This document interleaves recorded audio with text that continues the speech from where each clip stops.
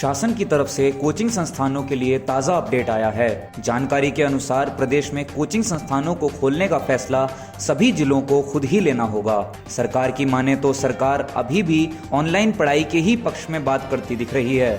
शासन ने हाल ही में निजी स्कूलों के खुलने को मंजूरी दी थी, जिसके बाद कम समय का हवाला देते हुए स्कूल संचालकों ने सरकार से ज्यादा समय की मांग भी की है। सरकार ने स्कूलों के खुलने के बाद स्कूल के संचालकों को सख्ती से सभी नियमों का पालन करने के निर्देश पहले से दे दिए हैं। इसके अलावा 1 अक्टूबर को जारी एसओपी को ही 30 नवंबर तक जारी रखा गया है। शनिवार को अनलॉक 6 के लिए सरकार ने एसओपी जारी कर दी हैं। मुख्य सचिव ओम प्रकाश ने बताया कि आगे त्योहारों के समय हर किसी को कोरोना के खतरे की तरफ भी सचेत रहना है और लापरवाहियों से बचने की हर संभव कोशिश करनी है। इसके अलावा उन्होंने आम नागरिकों से मास्क, शारीरिक दूरी संबंधित नियमों का पालन करने की अपील भी की। शनिवार को नैनीताल हाईकोर्ट ने अपनी गंभीरता का बड़ा उदाहरण देते हुए एक अनोखा रिकॉर्ड कायम किया है। लगातार 7 घंटे चली कोर्ट में सुनवाई सुबह 10:45 से शाम 5:45 तक चली, जिसके चलते शासन प्रशासन भी अब माहौल को लेकर सचेत हो गया है। मुख्य न्यायाधीश न्यायमूर्ति रवि मलिमठ व न्यायमूर्ति रविंद्र मैठाणी की बेंच ने सच्चिदानंद डबराल व दुष्यंत मैनाली की अलग अलग याचिकाओं पर एक साथ सुनवाई की।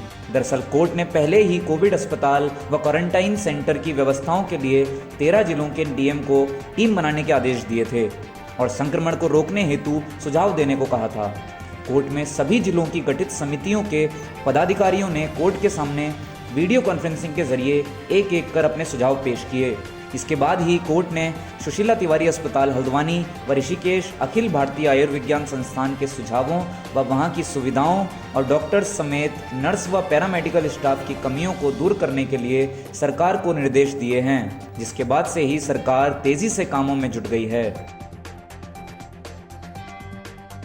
अस्पताल की तमाम कमियों के मामले में शनिवार को नैनीताल हाईकोर्ट में हुई सुनवाई के बाद कोर्ट ने राज्य सरकार को अहम निर्देश दिए हैं।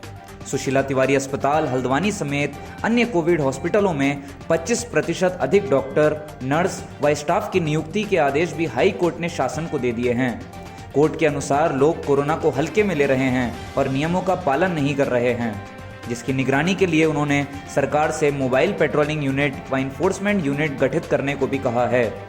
इसके अलावा स्कूलों को सैनिटाइजेशन करवाकर वहां पर बने कोविड सेंटरों से भी उन्हें मुक्त करने को कहा है। अगली सुनवाई के लिए 25 नवंबर की तिथि नियुक्त की गई है। इसके अलावा राज्य के कई सरकारी अस्पतालों में ओपीडी फिर से खोलने की तैयारी शुरू हो गई है। शनिवार को चिकित्सा अधीक्षक डॉक्टर अरुण जोशी के कार्यालय में हुई बैठक में अगले हफ्ते का समय निर्धारित किया गया है। डॉक्टर जोशी ने बताया कि दून अस्पताल समेत सभी हॉस्पिटलों की ओपीडी अब खुलने लगी हैं। अस्पताल में अभी सीमित संख्या में ही मरीजों को रजिस्टर कराया जाएगा। अगले सप्ताह तक मनोचिकित्सा, चर्म रोग, neuro surgery, plastic surgery, dental व फिजियोथेरेपी की ओपीडी खोली जाएगी और हर संभव एहतियात बरता जाएगा। विकासखंड ओखल कांडा के थली और सुई मोटर मार्ग का रास्ता अब आसान नजर आ रहा है। वन और पर्यावरण मंत्रालय की मंजूरी मिलते ही आगे की कार्य व्यवस्था तैयार की जा रही है। देवलीधार से सुई तथा हरिनगर से थली मोटर मार्ग के निर्माण का प्रस्ताव 1 साल पहले ही प्रधानमंत्री ग्रामीण सड़क योजना के तहत पास हुआ था, लेकिन वन, पर्यावरण व नोडल से मनाही मिलने के बाद काम शुरू नहीं हो सका था। क्षेत्र के विधायक राम सिंह केड़ा ने बताया कि अब केंद्र सरकार, वन, पर्यावरण व नोडल की ओर से मोटर मार्ग के काम को मंजूरी मिल गई है। पेड़ों का छपान व कटान कार्य भी सभी चुनिंदा मार्गों पर शुरू हो चुका है। विधायक भीमताल द्वारा जल्द से जल्द सभी कामों को पूरे करने के निर्देश दिए गए हैं। दूसरी ओर नाई से भूमका मोटर मार्ग को भी अब सरकार से मंजूरी मिल गई है। पीएमजीएसवाई विभाग द्वारा भारत सरकार को वन भूमि का पैसा जमा होते ही मोटर मार्ग निर्माण कार्य शुरू हो जाएगा। सरोवर नगरी नैनीताल आए पर्यटकों की संख्या में हर वीकेंड इजाफा हो रहा है। सैलानियों की आवाजाही इलाके के कारोबारियों के लिए राहत का सबब साबित हो रही है। हाल ही में निकले वीकेंड पर भी काफी तादाद में सैलानी नैनीताल पहुंचे। इस वीकेंड नैनीताल घूमने आए पर्यटकों की गिनती अनुमानित तौर पर 4000 बताई जा रही है। कोरोना के बावजूद भी लोग अधिक संख्या में यहां पहुंच रहे हैं। इस वीकेंड नगर की अधिकांश पार्किंग भी यात्रियों की बढ़ती भीड़ के चलते फुल हो गई थी।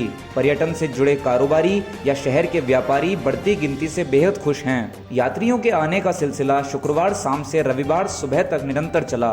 शनिवार को केव गार्डन में सर्वाधिक 550 जबकि चिड़ियाघर में 541 पर्यटकों की मौजूदगी दर्ज की गई है। इसके अलावा सैलानियों ने वाटरफॉल व बोटेनिकल गार्डन जाकर भी लुत्फ उठाया, जिसके बाद पर्यटकों ने शाम को हनुमानगढ़ी के दर्शन भी किए। दुबई में चल रहे आईपीएल ने अपने आखिरी और सबसे महत्वपूर्ण हफ्ते में प्रवेश कर लिया है। सभी टीमें कुल 14 में से अपने 13 मुकाबले खेल चुकी हैं। आईपीएल की लीग स्टेज के समीकरण मैच दर मैच अपनी तस्वीर बदल रहे हैं। बीते शनिवार के मुकाबले में मुंबई ने दिल्ली को हराकर अपना कब्जा पहले पायदान पर लगभग पुख्ता कर लिया है। वहीं दिल्ली की टीम अब भी प्लेऑफ में जाने के लिए आखिरी जीत तलाश रही है। शनिवार को 2 मुकाबले हुए। रात के मुकाबले में हैदराबाद ने आरसीबी को बुरी तरह से रौंदकर अपनी उम्मीदें अब भी जिंदा रखी हैं, लेकिन एक वक्त पर बहुत मजबूत दिख रही बेंगलोर को यह हार काफी चुभने वाली है। सिर्फ मुंबई इंडियंस ही एकमात्र ऐसी टीम है जो अभी तक प्लेऑफ में पहुंचने में कामयाब रही है। वहीं चेन्नई की टीम के अलावा बाकी सभी दलों की उम्मीदें अब भी बरकरार हैं। आंकड़ों के मामले में इस साल भारतीय खिलाड़ी विदेशी खिलाड़ियों के मुकाबले काफी अच्छा परफॉर्म कर रहे हैं। अभी तक के सीजन में ऑरेंज कैप पर राहुल ने कब्जा बनाया हुआ है, तो गेंदबाजी में बुमराह शीर्ष पर मौजूद हैं।